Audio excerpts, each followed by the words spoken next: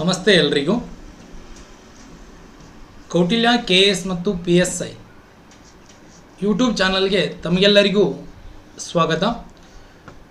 ನಿಮಗೆಲ್ಲರಿಗೂ ಗೊತ್ತಿರುವ ಹಾಗೆ ರಾಜ್ಯದ ಗುಣಮಟ್ಟದ ಮತ್ತು ಉನ್ನತ ಸಂಸ್ಥೆಗಳಲ್ಲಿ ಒಂದಾದ Kautilya KS PSI academy Vijayapura ಇವರ ವತಿಯಿಂದ ಮಂಡ್ಯದಲ್ಲಿ ಈಗಾಗಲೇ 7 ಬ್ಯಾಚ್ಗಳು KS ಮತ್ತು PSI ಬ್ಯಾಚ್ಗಳು ಯಶಸ್ವಿಯಾಗಿ ಪೂರ್ಣಗೊಂಡಿದ್ದು, ಸರಿ ಇದೀಗ 8ನೇ ಬ್ಯಾಚ್ ಪ್ರಾರಂಭಗೊಂಡಿದ್ದು.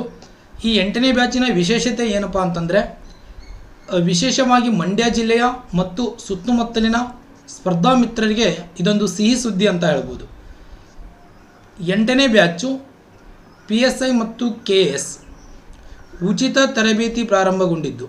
ಓಕೆನಾ, ತರಗತಿಗಳು ಉಚಿತವಾಗಿ ಪ್ರಾರಂಭಗೊಂಡಿದ್ದು ಸುಮಾರು 4 ತಿಂಗಳ ಕಾಲ ಯಶಸ್ವಿ ನುರಿತ ಉಪನ್ಯಾಸಕರಿಂದ ತರಬೇತಿಯನ್ನು ಪ್ರಾರಂಭಿಸಲಾಗಿದ್ದು, ಈಗಾಗಲೇ ತರಬೇತಿಗಳು ಪ್ರಾರಂಭವಾಗಿದ್ದು, ಆಸಕ್ತ ಸ್ಪರ್ಧಾ ಮಿತ್ರರು ಇದರ ಸದುಪಯೋಗಪಡಿಸಿಕೊಳ್ಳಬೇಕು ಮತ್ತು ಆಸಕ್ತರಿಗೆ ಇದನ್ನು ತಲುಪಿಸಬೇಕಾಗಿ ವಿನಂತಿ. ನಿಮಗೆಲ್ಲರಿಗೂ ಗೊತ್ತಿರುವ ಹಾಗೆ ಕೌಟಿಲ್ಯ KS PSI ಅಕಾಡೆಮಿ ಓಕೆನಾ, ಇಂದಿನ ತರಗತಿಯಲ್ಲಿ ಒನ್ ಆಫ್ ದಿ ಇಂಟ್ರೆಸ್ಟಿಂಗು ಓಕೆನಾ ಸಬ್ಜೆಕ್ಟ್ ಆದಂಥ ಮಾನಸಿಕ ಸಾಮರ್ಥ್ಯದ ಒಂದು ಇಂಪಾರ್ಟೆಂಟ್ ಚಾಪ್ಟರ್ ಆದಂಥ ಗಡಿಯಾರ ಓಕೆನಾ, ಇಂಪಾರ್ಟೆಂಟು ಓಕೆನಾ, ಮತ್ತು ಅಷ್ಟೇ ಈಸಿ ಟಾಪಿಕ್ಕು. ಗಡಿಯಾರ ಅಧ್ಯಾಯದ ಕುರಿತು ಕೆಲವೊಂದಿಷ್ಟು ಅಂಶಗಳನ್ನು ಗಮನಿಸೋಣ. ಸರ್, ಗಡಿಯಾರ ಅಂದಾಗ ಗಡಿಯಾರವನ್ನು ಮೊದಲಿಗೆ ನಮಗೆ ಗಡಿಯಾರದ ಮೇಲೆ ಯಾವ ರೀತಿಯ ಪ್ರಶ್ನೆಗಳನ್ನು ಕೇಳ್ತಾನ ಅಂತ ನೋಡಿದಾಗ, ಸರ್ ನಮಗೆ ಒಂದು ದಿನದಲ್ಲಿ ಎಷ್ಟು ಬಾರಿ ಪರಸ್ಪರ ಗಂಟೆಯ ಮುಳ್ಳು ಮತ್ತು ನಿಮಿಷದ ಮುಳ್ಳುಗಳು ಪರಸ್ಪರ ಸಂಧಿಸ್ತವ ಅಂತ ಕೇಳ್ತಾನು. ಗಂಟೆ ಮುಳ್ಳು ಮತ್ತು ನಿಮಿಷದ ಮುಳ್ಳುಗಳು ಪರಸ್ಪರ ಸಂಧಿಸುವುದನ್ನು ಕೇಳ್ತಾನೆ. ಇಲ್ಲಿ ಪರಸ್ಪರ ಸಂಧಿಸುವುದು. ಸರ್, ಇಲ್ಲಿ ಅವನು ಮಾತಾಡೋದು 2 ಮುಳ್ಳುಗಳ ಬಗ್ಗೆ ಮಾತ್ರ, ಮಿನಿಟ್ ಎಂಡು ಮತ್ತು ಅವರ್ ಎಂಡು. ಸರ್, ನೆಕ್ಸ್ಟು ಎರಡನೇದಾಗಿ ಎಷ್ಟು ಬಾರಿ ಲಘುಕೋನ ಉಂಟಾಗ್ತವ ಅಂತ ಕೇಳ್ತಾನೆ, ಎಷ್ಟು ಬಾರಿ ಲಂಬಕೋನ ಉಂಟಾಗ್ತವ, ಆಮೇಲೆ ಎಷ್ಟು ಬಾರಿ ಪರಸ್ಪರ ವಿರುದ್ಧ ದಿಕ್ಕಿನಲ್ಲಿರ್ತವ ಗಂಟೆಯ ಮುಳ್ಳು ಮತ್ತು ನಿಮಿಷದ ಮುಳ್ಳು, ಅಥವಾ ಅದನ್ನೇ ನೇರಗೆರೆಯನ್ನು ರಚಿಸ್ತವ ಅಂತ ಕೇಳ್ಬೋದು, ಅಥವಾ ಅದನ್ನೇ ಸರಳ ರೇಖೆಯಲ್ಲಿ ಇರ್ತವ ಅಂತ ಕೇಳ್ಬೋದು. ಓಕೆನಾ, ಬೋತ್ ಆರ್ ಸೇಮ್. ಸರ್, ಇಲ್ಲಿ ಅಂದರೆ ನಿಮಗೆ ಜಸ್ಟ್ ಒಂದು ಐಡಿಯಾ ಯಾವ್ಯಾವ ರೀತಿಯ ಪ್ರಶ್ನೆಗಳು ಬರ್ತವೆ ಅಂತ ನೋಡಿದಾಗ, ಸರ್ ನಮಗೆ ಮೊದಲಿಗೆ ಏನು ಗೊತ್ತಿರಬೇಕು, ಕಾನ್ಸೆಪ್ಟ್ ಕ್ಲಿಯರ್ ಇರಬೇಕು. ಸರ್, ಕಾನ್ಸೆಪ್ಟ್ ಕ್ಲಿಯರ್ ಇದ್ದಾಗ ನಾವು ಏನು ಕೇಳಿದ್ರು ಅವನು ಆನ್ಸರನ್ನು ಮಾಡ್ಬೋದು ಈಸಿಯಾಗಿ. ಓಕೆನಾ, ಈ ಒಂದು 10 ರಿಂದ 15 ನಿಮಿಷದ ಅವಧಿಯಲ್ಲಿ ಗಡಿಯಾರದ ಕಾನ್ಸೆಪ್ಟನ್ನು ನಾವು ಸರಿಯಾಗಿ ಮತ್ತು ಚೆನ್ನಾಗಿ ಅರ್ಥ ಮಾಡ್ಕೊಳ್ಳೋಣ. ಓಕೆನಾ. ಸರ್, ಮೊದಲಿಗೆ ನಮಗೆ ಗಡಿಯಾರದಲ್ಲಿ ಒಂದು ಗಡಿಯಾರ ಅಂದರೆ, ಇವಾಗ ಒಂದು ಗಡಿಯಾರವನ್ನು ತೆಗೆದುಕೊಂಡಾಗ ವೃತ್ತಾಕಾರದಲ್ಲಿರ್ತದೆ ಗಡಿಯಾರ. ಓಕೆನಾ. ಸರ್, ಈ ಗಡಿಯಾರವನ್ನು ನಾವು 12 ಗಂಟೆಯ ಭಾಗಗಳನ್ನಾಗಿ ಮಾಡಿದ್ದೀವಿ, ನಿಮಗೆಲ್ಲರಿಗೂ ಗೊತ್ತಿರುವ ಹಾಗೆ. ಸರ್, ಹಂಗಾರೆ ಒಂದು ವೃತ್ತಾಕಾರವನ್ನು ತೆಗೆದುಕೊಂಡಾಗ, ಸರ್ ಒಂದು ವೃತ್ತ ಅಂದಾಗ ನಮಗೆ 360 ಡಿಗ್ರಿಗೆ ಸಮನಾಗಿರ್ತದೆ ಅಂತ ಗೊತ್ತಿರ್ತದ. ಸರ್, ಹಂಗಾರೆ ಒಂದು ಗಡಿಯಾರವನ್ನು ನಾವು 12 ಗಂಟೆಯ ಭಾಗಗಳನ್ನಾಗಿ ಮಾಡಿದ್ದೀವಿ ಅಂತಂದರೆ, ಓಕೆನಾ ಸರ್, 12 ಗಂಟೆಯ ಭಾಗಗಳನ್ನಾಗಿ ಮಾಡಿದ್ದೀವಿ ಅಂದರೆ, ಸರ್ ಒಂದು ವೃತ್ತ 360 ಡಿಗ್ರಿ ಅದ, ಅದನ್ನು 12 ಭಾಗಗಳಾಗಿ ಮಾಡಿದ್ದೀವಿ. ಸರ್, ಹಂಗಾರೆ ಒಂದು ಭಾಗ ಅಂದರೆ 12 3 36, 0ಗೆ 0 30 ಡಿಗ್ರಿ ಆಗ್ತದ. ಸರ್, 1 ಗಂಟೆ ಅಂದರೆ ಯಾವುದಕ್ಕೆ ಸಮ ಹಂಗಾರೆ 30 ಡಿಗ್ರಿ. ಸರ್, ಅದೇ 2 ಗಂಟೆ ಅಂದರೆ 60 ಡಿಗ್ರಿ. ಸರ್, ಅದೇ 3 ಗಂಟೆ ಅಂದರೆ 90 ಡಿಗ್ರಿ. ಅಂದರೆ ಇದರ ಅರ್ಥ ಗಡಿಯಾರದಲ್ಲಿ ಗಂಟೆಯ ಮುಳ್ಳು 1 ಗಂಟೆ ಚಲಿಸಿದರೆ ಅಥವಾ 1 ಗಂಟೆಯ ಅವಧಿಗೆ ಚಲಿಸಿದ ಅಂದರೆ ಅದರ ಅರ್ಥ ಅದು 30 ಡಿಗ್ರಿ ಚಲಿಸಿದ ಅಂತ ಅರ್ಥ. ಓಕೆನಾ. ಸರ್, ಇದರ ಮೇಲೆ ಒಂದೊಂದು ಸಾರಿ ಪ್ರಶ್ನೆಯನ್ನು ನೇರವಾಗಿ ಕೇಳಿದೆ, ಅಪ್ಲೈಡ್ ಪ್ರಶ್ನೆಗಳನ್ನು ಕೇಳ್ತಾನೆ. ಯಾವ ರೀತಿ ಅಂದರೆ, ಅಶೋಕನು ಬೆಳಗ್ಗೆ 10 ಗಂಟೆಗೆ ಕೆಲಸವನ್ನು ಪ್ರಾರಂಭಿಸಿದ್ದು ಅವನು 4 ಗಂಟೆಗೆ ತನ್ನ ಕೆಲಸವನ್ನು ಪೂರ್ಣಗೊಳಿಸುತ್ತಾನೆ. ಅಶೋಕನು ಬೆಳಗ್ಗೆ 10 ಗಂಟೆಗೆ ತನ್ನ ಕೆಲಸವನ್ನು ಪ್ರಾರಂಭಿಸಿದ್ದು 4 ಗಂಟೆಗೆ ಪೂರ್ಣಗೊಳಿಸುತ್ತಾನೆ. ಓಕೆನಾ. ಸರ್, ಹಾಗಾದರೆ ಆತನ ಕೆಲಸದ ಅವಧಿಯಲ್ಲಿ ಗಂಟೆಯ ಮುಳ್ಳು ಎಷ್ಟು ಡಿಗ್ರಿ ಚಲಿಸಿರ್ತದ ಅಂತ ಕೇಳ್ತಾನೆ. ಸರ್, ಹಂಗಾರೆ ನಮ್ಗೆ ಏನು ಗೊತ್ತಾಗಬೇಕು, ಇಲ್ಲಿ ಮೊದಲು ಅವನು ಕೆಲಸ ಮಾಡಿದ ಸಮಯ ಗೊತ್ತಾಗಬೇಕು, ಎಷ್ಟು ಗಂಟೆ ಕೆಲಸ ಮಾಡಿದಾನ ಅಂತ. ಸರ್ ಅವನು 10 ಗಂಟೆಗೆ ಸ್ಟಾರ್ಟ್ ಮಾಡಿ 4 ಗಂಟೆಗೆ ಮುಗಿದಂದ್ರೆ ಅದರ ಅರ್ಥ ಸರ್ ಅವನು 6 ಅವರ್ ಕೆಲಸ ಮಾಡ್ದಂಗೆ ಆಯಿತು. ಓಕೆನಾ ಸರ್? ಹಂಗಾರೆ ಈ 6 ಅವರಲ್ಲಿ ಅಥವಾ 6 ಅವರ್ಸಲ್ಲಿ ಗಂಟೆಯ ಮುಳ್ಳು ಎಷ್ಟು ದೂರ ಚಲಿಸಿರ್ತದ ಅಂತ ಕೇಳ್ದಂಗೆ ಪ್ರಶ್ನೆ. ಸರ್ ನಿಮಗೆ ಗೊತ್ತದ 1 ಗಂಟೆಗೆ 30 ಡಿಗ್ರಿ, ಹಂಗಾರೆ 6 ಗಂಟೆಗೆ 180 ಡಿಗ್ರಿ ಚಲಿಸಿರ್ತದ ಏನು ಗಂಟೆಯ ಮುಳ್ಳು. ಓಕೆನಾ? ಇದು ಕಾನ್ಸೆಪ್ಟು ಗಂಟೆಯ ಮುಳ್ಳು ಬಗ್ಗೆ. ಸರ್ ನೆಕ್ಸ್ಟು ನಾವು ಇವಾಗ ನಿಮಿಷದ ಮುಳ್ಳುಗಳನ್ನು ನೋಡೋಣ. ಸರ್ ನಮಗೆ ಇನ್ನೊಂದು ಗೊತ್ತಿರಲಿ, ಒಂದು ದಿನದ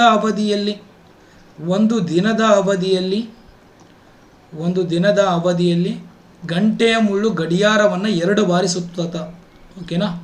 2 ಬಾರಿ ಪೂರ್ಣ ಸುತ್ತುತ್ತದೆ ಒಂದು ದಿನದ ಅವಧಿಯಲ್ಲಿ. ಸರ್ ಅಂದರೆ ಒಂದು ಬಾರಿ ಸುತ್ತಾಗ 12 ಗಂಟೆ ಆಗ್ತದ. ಯಾಕೆ ಸರ್ ಅಂದರೆ 12 ಭಾಗಗಳನ್ನಾಗಿ ಮಾಡಿದ್ದೇವೆ ನಾವು. ಸರ್ ಒಂದು ಬಾರಿ ಪೂರ್ಣ ಸುತ್ತಿದರೆ 12 ಗಂಟೆ ಆಗ್ತದ. ಸರ್ ಎರಡನೇ ಬಾರಿ ಮತ್ತೊಂದು ಸಾರಿ ಸುತ್ತಿದ್ರೆ ಏನಾಗ್ತದ 24 ಗಂಟೆ ಆಗ್ತದ. ಅಂದರೆ ಒಂದು ದಿನದ ಅವಧಿಯಲ್ಲಿ ಗಂಟೆಯ ಮುಳ್ಳು 2 ಬಾರಿ ಗಡಿಯಾರವನ್ನು ಪೂರ್ತಿಯಾಗಿ ಸುತ್ತದ. ಓಕೆನಾ? ಗೊತ್ತಿರಲಿ. ಸರ್ ನೆಕ್ಸ್ಟು ನಾವು ನಿಮಿಷದ ಮುಳ್ಳನ್ನು ತೊಗೊಂಡಾಗ ಅಥವಾ ಮಿನಿಟ್ ಹ್ಯಾಂಡ್ ಅಂತ ತೊಗೊಂಡಾಗ ಸರ್ 1 ನಿಮಿಷ ಅಂದರೆ ಎಷ್ಟು ಡಿಗ್ರಿ ಅಂತ ಗೊತ್ತಾಗಬೇಕು ನಮಗೆ. ಸರ್ ಇವಾಗ ನಾವು ಗಡಿಯಾರವನ್ನು ನಿಮಿಷದ ಮುಳ್ಳು ಒಂದು ಪೂರ್ಣ ಸುತ್ತಿದ್ರೆ 60 ನಿಮಿಷ ಆಗ್ತದ. ಸರ್ ಹಂಗಾರೆ 360 ಡಿಗ್ರಿ ಒಂದು ವೃತ್ತ ಇರ್ತದ. ಸರ್ ಹಂಗಾರೆ 60 ನಿಮಿಷ ಅಂದರೆ 1 ನಿಮಿಷ ಅಂದರೆ ಎಷ್ಟು ಅಂತ ಸಿಗ್ತದೆ ನಮಗೆ. ಸರ್ ಹಂಗಾರೆ 1 ನಿಮಿಷ ಅಂದರೆ ಎಷ್ಟು ಡಿಗ್ರಿಗೆ ಸಮ ಆಗಿರ್ತದ? 6 ಡಿಗ್ರಿಗೆ ಸಮನಾಗಿರ್ತದ. ಸರ್ ಹಂಗಾರೆ 1 ನಿಮಿಷ ಅಂದರೆ 6 ಡಿಗ್ರಿ ಸೇಮ್. 2 ನಿಮಿಷ ಅಂದರೆ 12 ಡಿಗ್ರಿ. ಸರ್ 3 ನಿಮಿಷ ಅಂದರೆ 18 ಡಿಗ್ರಿ. 4 ನಿಮಿಷ ಅಂದರೆ 24 ಡಿಗ್ರಿ. ಸರ್ 5 ನಿಮಿಷ ಅಂದರೆ 30 ಡಿಗ್ರಿ. ನಾನು ಯಾವುದ್ರ ಬಗ್ಗೆ ಮಾತಾಡ್ತೀನಿ ಇಲ್ಲಿ? ನಿಮಿಷದ ಮುಳ್ಳು. ಓಕೆನಾ? ಸರ್ ಅವನು ನೇರವಾಗಿ ಕೇಳ್ಬೋದು, ಗಡಿಯಾರದಲ್ಲಿ ನಿಮಿಷದ ಮುಳ್ಳು 24 ನಿಮಿಷವಾದಾಗ ಎಷ್ಟು ಡಿಗ್ರಿ ಚಲಿಸ್ದಂಗೆ ಆಗ್ತದ ಅಂತ. ಓಕೆನಾ? ಸರ್ ಇಂಟು 6 ಮಾಡಬೇಕು. ಯಾಕೆ ಸರ್ ಇಂಟು 6 ಮಾಡಬೇಕಂದ್ರೆ 1 ನಿಮಿಷಕ್ಕೆ 6 ಡಿಗ್ರಿ, ಹಂಗಾರೆ 24 ನಿಮಿಷಕ್ಕೆ ಎಷ್ಟಾಗ್ತದ? Sir 144 degree. ಈ ಥರ ನೇರವಾಗಿ ಕೇಳ್ಬೋದು. ಕೇಳ್ಬೋದಲ್ಲ, ಆಲ್ರೆಡಿ ಕ್ವಶನ್ ಆಗ್ಯದ. ಹಳೆಯ ಪ್ರಶ್ನೆ ಪತ್ರಿಕೆಗಳನ್ನು ಗಮನಿಸಿದಾಗ ನಿಮ್ಗೆ ಗೊತ್ತಾಗ್ತದೆ. ಓಕೆನಾ? ಸರ್ ನೆಕ್ಸ್ಟು ಗಂಟೆಯ ಮುಳ್ಳು ಆಯಿತು, ನಿಮಿಷದ ಮುಳ್ಳು ಆಯಿತು. ನೆಕ್ಸ್ಟು ಪರಸ್ಪರ ಸಂಧಿಸುವುದು ಅಂತ ಬರ್ತದೆ. ಸರ್ ಪರಸ್ಪರ ಸಂಧಿಸುವುದು ಅಂದರೂ ಒಂದೇ, 0 ಡಿಗ್ರಿ ಉಂಟು ಮಾಡುವುದು ಅಂದರೂ ಒಂದೇ, ಒಂದರ ಮೇಲೊಂದು ಬೀಳುವುದು ಅಂದರೂ ಒಂದೇ. Sir 0 degree. ಓಕೆನಾ? ಸರ್ ಅಥವಾ ಈ ಥರ ಒಂದರ ಮೇಲೊಂದು ಬೀಳುವುದು, ಪರಸ್ಪರ ಸಂಧಿಸುವುದು ಅಂತ ಹೇಳ್ಬೋದು ನಾವು. ಸರ್ ಹಂಗಾದರೆ ಗಂಟೆಯ ಮುಳ್ಳು ಮತ್ತು ನಿಮಿಷದ ಮುಳ್ಳುಗಳು ಒಂದು ಬಾರಿ ಸಂಧಿಸಿ ಮತ್ತೊಮ್ಮೆ ಸಂಧಿಸಲು. ಓಕೆನಾ? ಸರ್ ನಂಗೆ ಅರ್ಥ ಆಗಲಿಲ್ಲ ಅಂದರೆ ಇವಾಗ 12 ಗಂಟೆ ಆಗ್ಯದ ಅನ್ಕೋರಿ. ಸರ್ 12 ಗಂಟೆ ಆದಾಗ ಎರಡೂ ಮುಳ್ಳುಗಳು ಏನಾಗಿರ್ತಾವ ಇಲ್ಲಿ? ಎಕ್ಸಾಕ್ಟ್ 12 ಗಂಟೆ ಆದಾಗ ಪರಸ್ಪರ ಸಂಧಿಸಿರ್ತಾವೆ ಅಥವಾ 0 ಡಿಗ್ರಿ ಕೋನವನ್ನು ಉಂಟು ಮಾಡಿರ್ತಾವೆ. ರೈಟಾ? ಸರ್ ಹಂಗಾರೆ ಒಂದು ಬಾರಿ ಸಂಧಿಸಿ ಮತ್ತೊಮ್ಮೆ ಸಂಧಿಸಲು ಎಷ್ಟು ಸಮಯ ತೆಗೆದುಕೊಳ್ತಾವ ಅಂತ ಕ್ವಶನ್ ಕೇಳಿದ್ದಾನೆ RRB ಗ್ರೂಪ್ ಡಿಗೆ. ಓಕೆನಾ? ಸರ್ ಹಂಗಾರೆ ಒಂದು ಬಾರಿ ಸಂಧಿಸಿ ಮತ್ತೊಮ್ಮೆ ಸಂಧಿಸಲು 1 ಗಂಟೆ 5 ನಿಮಿಷ 5/11 ಸೆಕೆಂಡ್ ಸಮಯವನ್ನು ತೆಗೆದುಕೊಳ್ತಾವೆ. ಓಕೆನಾ? ನಿಮಗೆ ಎಕ್ಸಾಕ್ಟಾಗಿ ಗೊತ್ತಿರಬೇಕು. ಬೇಕಾದ್ರೆ ನೀವು ಗಡಿಯಾರ ತೊಗೊಂಡು ಪ್ರಾಕ್ಟಿಕಲ್ ಆಗಿ ಚೆಕ್ ಮಾಡ್ಬೋದು. ಓಕೆನಾ? ಸರ್ 1 ಗಂಟೆ 5 ನಿಮಿಷ 5/11 ಸೆಕೆಂಡ್ಗೆ ಏನಾಗ್ತದ? ಗಡಿಯಾರದ ಮುಳ್ಳುಗಳು ಒಂದು ಬಾರಿ ಸಂಧಿಸಿ ಮತ್ತೊಮ್ಮೆ ಸಂಧಿಸಲು ಅಥವಾ 0 ಡಿಗ್ರಿ ಉಂಟು ಮಾಡಲು. ಓಕೆನಾ? ಸರ್ ಆವಾಗ ಹಂಗಾರೆ ಇಲ್ಲಿ 12 ಗಂಟೆಗೆ ಸಂಧಿಸಿದೆ ಅಂದರೆ ನೆಕ್ಸ್ಟ್ 1 ಗಂಟೆ 5 ನಿಮಿಷಕ್ಕೆ ಸಂಧಿಸ್ತದ. ಸರ್ ನೆಕ್ಸ್ಟು 2 ಗಂಟೆ 11 ನಿಮಿಷ, ನೆಕ್ಸ್ಟು 3 ಗಂಟೆ 16 ನಿಮಿಷ, ನೆಕ್ಸ್ಟು 4 ಗಂಟೆ 21 ನಿಮಿಷ. ಓಕೆನಾ? ನೆಕ್ಸ್ಟು 5 ಗಂಟೆ 27 ನಿಮಿಷ. ಈ ಥರ. ಓಕೆನಾ? ಇದು ಪರಸ್ಪರ ಸಂಧಿಸುವುದು. ಸರ್ ನೆಕ್ಸ್ಟು ಲಘು ಕೋನ ಎಷ್ಟು ಉಂಟು ಮಾಡ್ತವ? ಓಕೆನಾ? ಸರ್ 1 ಗಂಟೆಯ ಮಧ್ಯದಲ್ಲಿ ಗಂಟೆಯ ಮುಳ್ಳು ಮತ್ತು ನಿಮಿಷದ ಮುಳ್ಳುಗಳು 1 ಗಂಟೆಯ ಅವಧಿಯಲ್ಲಿ 2 ಬಾರಿ ಲಘು ಕೋನ ಉಂಟು ಮಾಡ್ತವ. ಪ್ರತಿ 1 ಗಂಟೆಯ ಮಧ್ಯದಲ್ಲಿ 2 ಬಾರಿ ಏನಾಗ್ತದ? ಲಘು ಕೋನ ಉಂಟಾಗ್ತದ. ಸರ್ ಪ್ರತಿ 1 ಗಂಟೆಯ ಮಧ್ಯದಲ್ಲಿ 2 ಬಾರಿ ಲಘುಕೋನ ಉಂಟಾಗ್ತದ, ಎಲ್ಲೂ ಮಿಸ್ ಆಗಲ್ಲ. ಓಕೆನಾ ಸರ್? ಹಂಗಾರೆ 12 ಗಂಟೆಯ ಅವಧಿಯಲ್ಲಿ ಅಂತ ಕೇಳ್ತಾನೆ ಅವನು. 12 ಗಂಟೆ ಆದರೂ ಅನ್ಬೋದು ಪ್ರಶ್ನೆಯಲ್ಲಿ, ಸರ್ ಅರ್ಧ ದಿನ ಆದರೂ ಅನ್ಬೋದು, ಎರಡೂ ಒಂದೇ. ಓಕೆನಾ ಸರ್? ಹಂಗಾರೆ ಅರ್ಧ ದಿನ ಅಥವಾ 12 ಗಂಟೆಯ ಅವಧಿಯಲ್ಲಿ 12 ಬಾರಿ ಸಂಧಿಸ್ತವ. ಸಾರಿ, ಎಷ್ಟು ಬಾರಿ ಲಘುಕೋನ ಉಂಟಾಗ್ತವ?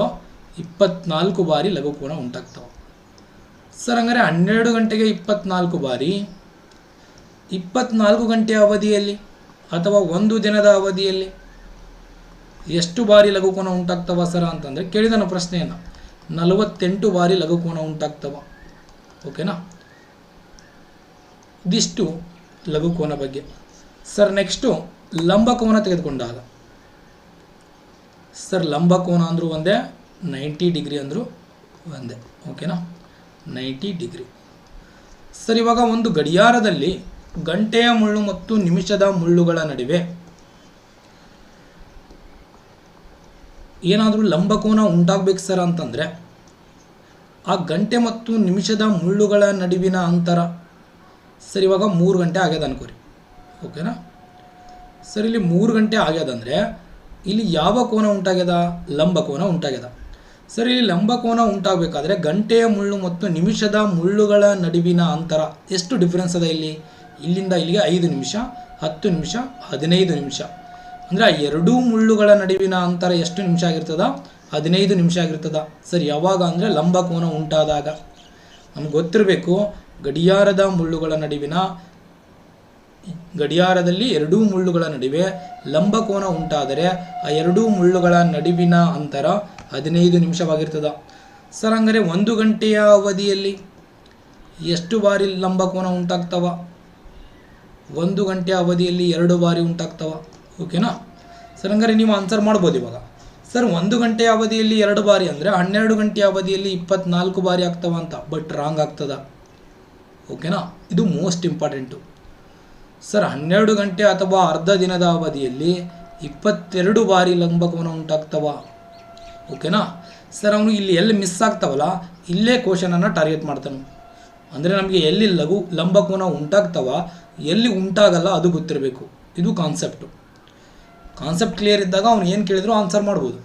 ಸರ್ ಹಂಗಾರೆ ನಮಗೆ ಇಲ್ಲಿ ಪ್ರತಿಯೊಂದು ಇವಾಗ 12 ಗಂಟೆ, ಸರ್ 3 ಗಂಟೆ ಆಗ್ಯದ ಅಂದರೆ ಇವಾಗ 12 ಗಂಟೆ ಆಗ್ಯದ ಅನ್ಕೋರಿ. ಸರ್ 12ರಿಂದ 1ರ ಮಧ್ಯೆ 2 ಲಂಬಕೋನ ಉಂಟಾಗ್ತವೆ. ಸರ್ 1ರಿಂದ 2ರ ಮಧ್ಯೆ 2 ಲಂಬಕೋನ ಉಂಟಾಗ್ತವೆ. ಸರ್ ಇಲ್ಲಿ 2 ಲಂಬಕೋನ, ಇಲ್ಲಿ 2 ಲಂಬಕೋನ. ಸರ್ ಬಟ್ 2ರಿಂದ 3 ಒಂದೇ ಬಾರಿ ಲಂಬಕೋನ ಉಂಟಾಗ್ತದೆ. 2ರಿಂದ 3 ಮತ್ತು 3ರಿಂದ 4 ಟೋಟಲ್ ಎಷ್ಟು ಆಗಬೇಕಿತ್ತು ಇಲ್ಲಿ? ಸರ್ ಇಲ್ಲಿ 2 ಬಾರಿ, ಇಲ್ಲಿ 2 ಬಾರಿ, ಟೋಟಲ್ 4 ಬಾರಿ ಆಗಬೇಕಿತ್ತು. ಬಟ್ 3 ಬಾರಿ ಮಾತ್ರ ಆಗ್ತದೆ. ಸರ್ ಹಂಗಾರೆ ಇಲ್ಲಿ 1 ಬಾರಿ ಏನಾಯಿತು? ಮಿಸ್ ಆಯಿತು. ಸರ್ ನೆಕ್ಸ್ಟು 8 to 9 ಮತ್ತು 9 to 10 ಇಲ್ಲಿ ಎಷ್ಟು ಆಗಬೇಕಿತ್ತು?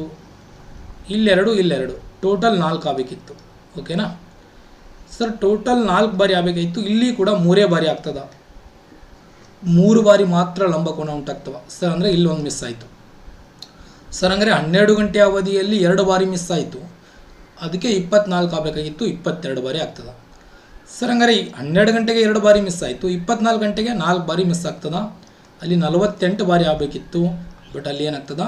44 ಬಾರಿ ಮಾತ್ರ ಲಂಬಕೋನ ಉಂಟಾಗ್ತದೆ. ಓಕೆನಾ? ಇಲ್ಲಿ ನೇರವಾಗಿ ಪ್ರಶ್ನೆಯನ್ನು ಕೇಳಿದಾನ. ಅರ್ಧ ದಿನದ ಅವಧಿಯಲ್ಲಿ 12 ಗಂಟೆ ಅವಧಿಯಲ್ಲಿ ಎಷ್ಟು ಬಾರಿ ಲಂಬಕೋನ ಉಂಟಾಗ್ತದ ಅಂತೇಳಿ. ಓಕೆನಾ? ಅದಕ್ಕೆ ಗೊತ್ತಿರಬೇಕು. ಇದಿಷ್ಟು ಗಡಿಯಾರದ ಮುಳ್ಳುಗಳ ಲಘುಕೋನ ಮತ್ತು ಲಂಬಕೋನದ ಕಾನ್ಸೆಪ್ಟು. ಓಕೆನಾ? ನಿಮಗೆ ಆಫ್ಲೈನ್ ಕ್ಲಾಸಲ್ಲಿ ಡೀಟೇಲ್ ಆಗಿ ಲಘುಕೋನ, ಲಂಬಕೋನ ಮತ್ತು ಸರಳ ಕೋನ, ಓಕೆನಾ, ಮತ್ತು ಎಷ್ಟು ಡಿಗ್ರಿ, ಮತ್ತು ಈ ಗಡಿಯಾರದ ಮೇಲೆ ಯಾವ್ಯಾವ ರೀತಿಯ ಪ್ರಶ್ನೆಗಳನ್ನು ಕೇಳಿದಾನ ಇಲ್ಲಿಯವರೆಗೂ. ಓಕೆನಾ? ಇದು ವಿಶೇಷವಾಗಿ ಮಂಡ್ಯ ಜಿಲ್ಲೆಯ ಮತ್ತು ಈ ಭಾಗದ ವಿದ್ಯಾರ್ಥಿಗಳು. ಇವಾಗ ಇತ್ತೀಚೆಗೆ ತರಗತಿಗಳು ಪ್ರಾರಂಭ ಆಗಿದೆ, ಉಚಿತ ತರಬೇತಿ.